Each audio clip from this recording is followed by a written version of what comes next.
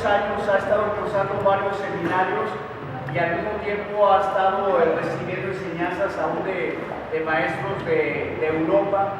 Y yo tuve el gusto de conocerle en la escuela bíblica donde estudiamos mi esposa y yo, pero el Señor lo ha llevado a él por otros lugares, lo ha llevado por otros terrenos de preparación, ¿verdad? Y aquí podemos ver y entender que Dios abre camino cuando tú das un pie, Dios abre camino y te lleva a lugares que ni te imaginabas. Y Dios ha estado usando su vida en el área profética un tiempo alrededor de México y en otras naciones también. Es un hombre que Dios lo ha llevado a trabajar con un espíritu de sabiduría. Ha estado en varias conferencias y seminarios a nivel instituto, a nivel pastoral. De hecho, viene del norte, estuvo en unas conferencias para pastores. Y vamos a aprovechar, ¿les parece bien? Por favor, apunten todo lo que puedan, vuelvo a repetir, vamos a aprovechar este jueves estas dos clases y el próximo jueves también otras dos clases. Entonces, vamos a darle un aplauso al Señor por la vida de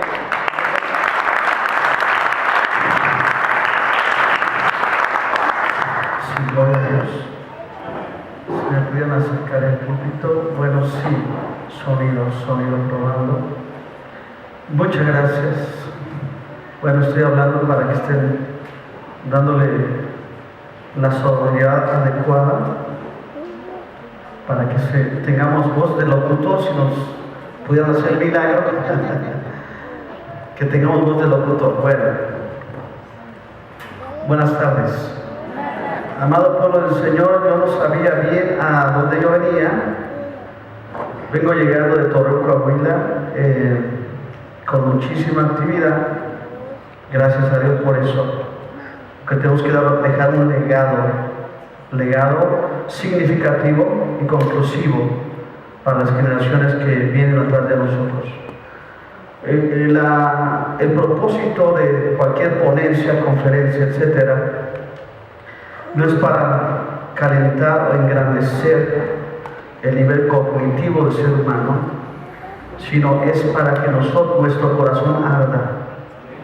Puede ser que en el camino a Emaús los discípulos de Cristo ardieron en el corazón cuando el Señor les habló las Escrituras. Ese es el propósito principal de estas conferencias. Vamos a tratar de esbozar, porque tenemos muy poco tiempo, vamos a tratar de esbozar conceptos básicos. En primer lugar, ¿qué es el univocísmo? Y vamos a orar primero, ¿sí? Señor, gracias por este momento. Toda la honra y gloria para ti. Te amo, Señor, y te pedimos que nos des claridad en el nombre de Jesús. Amén. Primero, quiero definir lo que es el univocísmo en contraposición al equivocísmo. Soy también doctor de hermenéutica tercer grado. Cuando hablamos de univocísmo, de manera sencilla, es entender que la Biblia tiene una sola interpretación. Es uniinterpretacional, pero multiaplicacional. Y el equivocísmo significa que la interpretación está sujeta al subjetivismo de los intérpretes o de los hermeneutas. Yo he tratado de decirles esto para entender que para poder penetrar al mundo de la escatología, tenemos que hacerlo con fijaciones absolutas de que no podemos interpretar algo que esté fuera de la Biblia. Y si vamos a tener enfoques hacia nuestro entorno, en ese sentido un enfoque geopolítico, vamos a hacerlo de una manera muy prudente, pero lo que está en la Biblia es definitivo, absoluto y no está sujeto a cambio. ¿Ok? Bueno, pues vamos a empezar y vamos al libro de Apocalipsis. Primero quiero yo argumentar por qué creo que la situación geopolítica está de esa manera. ¿Y por qué también decirlo así?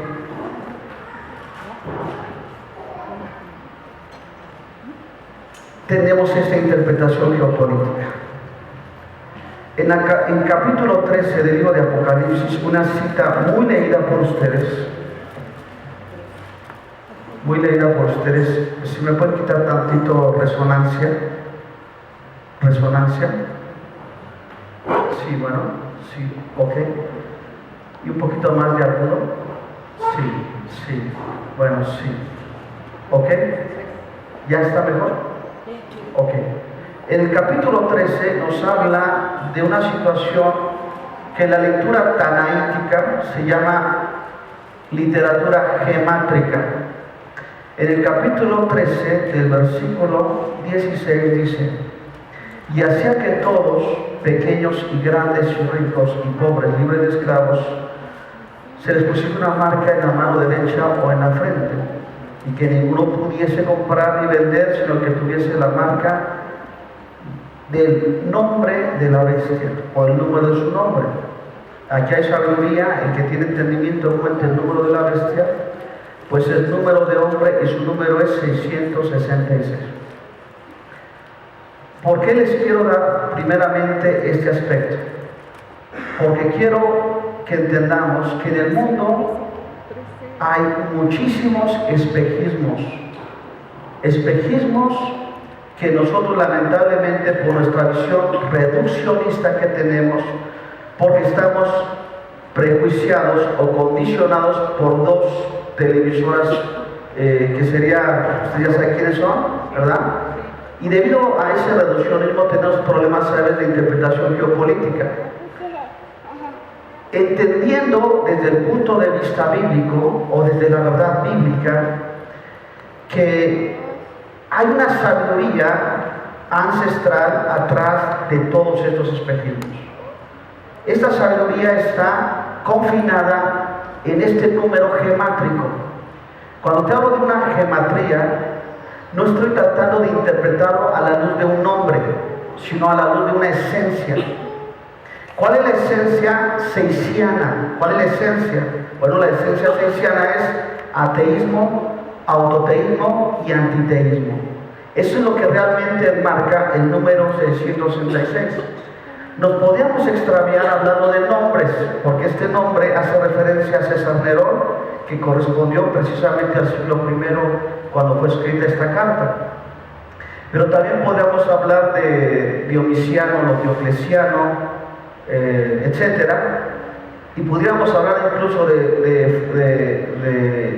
podríamos hablar de Adolfo Hitler o hablar de Bill Gates, etcétera, porque el nombre de ellos se traduce así, 666. En algunos otros papiros de la Biblia no existe solamente 666, sino 616, y esto ha generado una controversia. Para mí no es controvertido, puesto que yo tengo que interpretar la esencia de este número. Y la esencia de este número oscila en una sabiduría ancestral que la Biblia metafóricamente le llama las cabezas del dragón. ¿Sí? ¿Las cabezas de qué? Del dragón, metafóricamente. ¿Por qué? Porque habla de 7 cabezas del dragón, lo que metafóricamente o en el lenguaje apocaliptiano podríamos interpretar como sabiduría perfecta. Jesucristo dijo que la maldad se iba a multiplicar, ¿se acuerdan? Ok, esa expresión en el griego significa la maldad se va a perfeccionar. Más que multiplicar, se va a perfeccionar. Por lo que entonces entendemos que lo que estamos viviendo hoy en nuestra generación es una simulación de proporciones inimaginables. Si tú has leído a Maquiavelo no estaría capacitado para vivir o interpretar sus silogismos en medio de esta sociedad que ha caído en una apariencia tan tremenda. Y sigo tejiendo. La Biblia dice que Satanás es el príncipe de este mundo. La palabra mundo es la palabra griega cosmos, que significa podemos traducirlo, el príncipe de la ilusión. o el príncipe de los espejismos. La palabra cosmos, de donde viene la palabra cosmetología. Cómo tú camuflajeas el rostro, ¿verdad? De ahí viene la palabra cosmetología, de esa palabra cosmos. Entonces hay una ilusión muy tremenda que tenemos que entender que hay en el mundo. Después de haberles dicho esto, quiero que por favor con mucha prudencia tratemos de entender lo que sigue. En el capítulo, vamos al capítulo 1, ¿sí? No, capítulo 1. Capítulo 1, versículo 10. Dice la palabra de Dios: yo estaba en el Espíritu en el día del Señor. Aquí la palabra correcta no es en el Espíritu, con E mayúscula. La traducción correcta es: yo estaba en Espíritu. Es decir, que él había sido arrebatado al tercer cielo.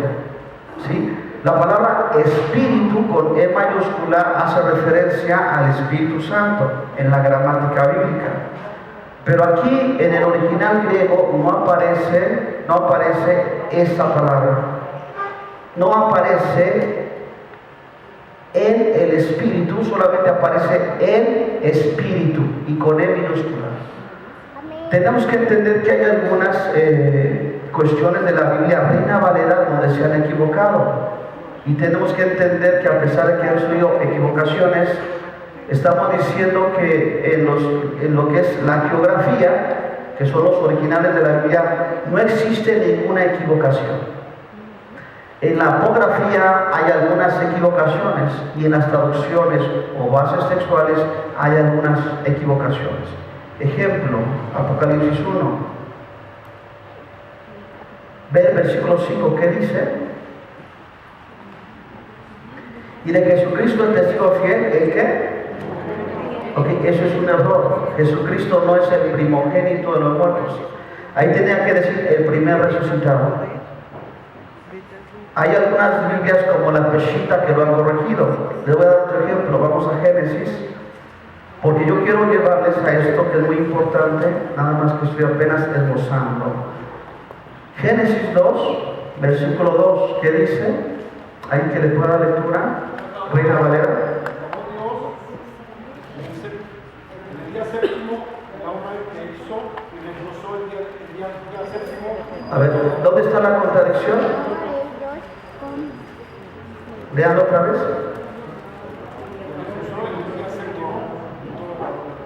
Exactamente, ahí está la contradicción. ¿Ya lo vieron? ¿Sí? Colosenses 2 también está, hay una parte que está mal traducida. Académicamente hablando, yo les recomiendo la Peshitta, lenguaje actual, extravagantense, Biblia cantera, se las recomiendo. La Biblia Reina Valera es una muy buena versión, es la reina de las versiones. Yo uso mucho la Reina Valera, pero si hay que corregir algunos casos donde se equivocaron, recuerda que la Reina Valera dio vueltas para ser interpretada. Vayamos a lo escatológico. Entonces ahí en el versículo 10 dice: yo estaba en espíritu en el día del Señor. Quiero hacerles una pregunta. ¿A qué se refiere el día del Señor? Primera opción, el Shabbat de los judíos. Segunda opción, el domingo, que fue el día de cuando Cristo ¿qué? Resucitó, y que fue el día legendario donde se celebró la resurrección de Cristo, y por eso se le llamó también Día del Señor, el primer día de la semana. Y tenemos otra opción, el Día del Señor. ¿En qué sentido lo está diciendo? ¿En un sentido literal o en un sentido espiritual? Es importante que tú como escatólogo sepas bien a qué día se está refiriendo. Te lo voy a decir. Dice que estaba en el día del Señor. Apunten por favor. Si yo puedo, voy a apuntar. Perdón hermanos, es que vengo un poco cansado de correr. Yo Yahvé, yo, Adonai, y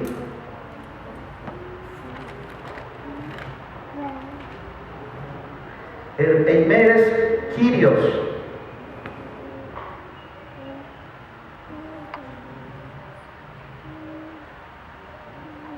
No existe en toda la Biblia un concepto más que estos tres conceptos para hablar del día del Señor. En el Antiguo Testamento se llamaba Yom Adonai, que fue traducido el día del Señor. También existe en el Antiguo Testamento el Yom Yahvé, que es el día de Jehová. Yahvé y Jehová son perfectas transliteraciones del tetragramatón. No hay duda al respecto. Y el Eimeres Kyrios es el día que le corresponde a nuestro Señor Jesucristo. ¿Sí? El Eimeres Kyrios. Pero el Eimeres Kyrios es un día que se prolonga en la eternidad, en el Kairos de Dios. No en el cronos ni en el plero, en el Kairos de Dios. Estoy hablando con estudiantes. Ok. Entonces, este día es el que está aquí registrado, en el día del Señor. ¿Qué es el día del Señor? No puede ser un día que tiene tarde y mañana, porque ¿dónde está Juan en ese momento? En la eternidad. En la eternidad. En el tercer cielo, donde Dios tiene sus cuarteles generales, no existe el tiempo. Cuando la Biblia dice que en el tercer cielo Juan vio que los ángeles decían santo, santo, santo, eso se llama apocalípticamente el trisagio de Dios. El trisagio, y que este trisagio es el superlativo de santo. ¿Sí? Es decir, Dios es 3 veces santo. Pero como esta expresión se dice en la eternidad, ¿qué me da a entender? Que entonces las acciones vocalizadas de los ángeles es que constantemente están diciendo santo, santo, santo. Es decir, Dios no solamente es 3 veces santo, y que muchas veces lo hemos sintetizado a santísimo. Cuando yo les he dicho a muchos teólogos, les he dicho, tenemos que corregir el nombre de la Biblia, debe decir Santísima Biblia, porque la Biblia no solamente es santa, es santísima, porque tiene el lenguaje de Dios. Cuando decir Santísima Trinidad, ¿qué está diciendo? ¿Qué son? Por ejemplo, ¿Jesús es santo? No. Jesús es 3 veces santo. Tú eres santo, ¿verdad? Sí, ¿verdad o no? Imputación, acuérdate, Romanos, somos santos. Entonces, si nosotros somos santos, Jesús no puede ser santo. Jesús es 3 veces santo. Y el hecho de que se externaba esta alabanza del trisagio en el tercer cielo, quiere decir entonces que continuamente se está rendiendo pleitesía, adoración a Dios en el tercer cielo, donde esto es acciones que continuas. Esto se llama en el griego acciones perifrásticas. En el griego, acciones perifrásticas, continuamente. Ahora, entonces este día, por deducción, es un día prolongado, ¿sí? En el que, el Kairos de Dios, y que equivale exactamente a la semana 70 de Daniel. ¿Sí? A la semana ¿qué? 70 de Daniel. Es decir, lo que está escrito, a ver, todavía no entramos a lo geopolítico, hermanos. Primero estamos dando bases, ¿está bien? Nos estamos conociendo. Tú estás nervioso, yo estoy nervioso, todos nos nerviosamos. No, no es cierto, es broma, es broma. No, ya hemos estado, ya.